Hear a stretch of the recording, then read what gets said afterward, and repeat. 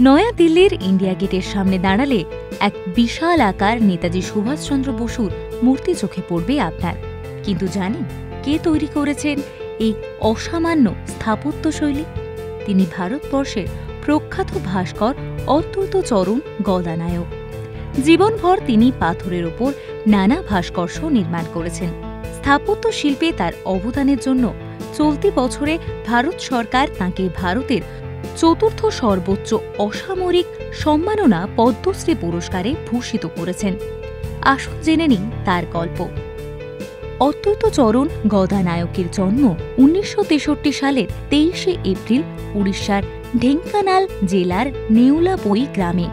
তিনি ঢেঙ্কানালের বিবি হাই স্কুলে প্রাথমিক শিক্ষা সম্পন্ন করেন। এরপর আটাগার কলেজে পড়েন। তারপর তিনি বিভূতি Kanungo college of art and ক্রাফটে ভর্তি হন। পরবর্তীকালে তিনি দিল্লি আর্ট কলেজ থেকে নিজের পড়াশোনা সম্পন্ন করেন। এরপর উচ্চশিক্ষার জন্য ইউনিভার্সিটি কলেজ লন্ডনের স্লেট স্কুল অফ ফাইন আর্টসে পড়াশোনা শেষ করেন। বিশ্ববিদ্যালয়ে পড়াশোনা করার সময়ই পাথরের ওপর ভাস্কর্য তৈরি করে তিনি সকলকে মুগ্ধ করে দিয়েছিলেন। তাঁর মতে পাথর হল মহাবিশ্বের সবচেয়ে প্রাচীনতম উপাদান। এটি পৃথিবীতে জীবন আবির্ভাবের অনেক আগে থেকেই বিদ্যমান। প্রাচীনকাল থেকে এটি জীবিত প্রাণীদের আশ্রয় এবং বেঁচে থাকার সন্ধানে পরামর্শ দিয়েছে। সে কারণে পাথর মূল্যবান। পাথর সমস্ত কিছু সংরক্ষণ করার ক্ষমতা রাখে। অনেককাল আগে যখন মানুষ নিজের অনুভূতি ভাষায় প্রকাশ করতে পারত না, তখন পাথরের ওপর খোদাই করে তাদের জীবন কাহিনী সংরক্ষণ করে রেখেছিল।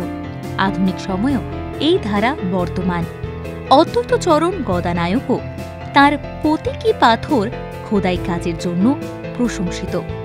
এর মধ্যে উল্লেখযোগ্য মহাত্মা গান্ধীর লবণ অভিযান পদযাত্রার মূর্তি, জাতীয় পুলিশ স্মৃতিসৌধের কেন্দ্রীয় স্মৃতিস্তম্ভ এবং নয়াদিল্লির ইন্ডিয়া গেটে নেতাজি সুভাষচন্দ্র বসুর মূর্তি।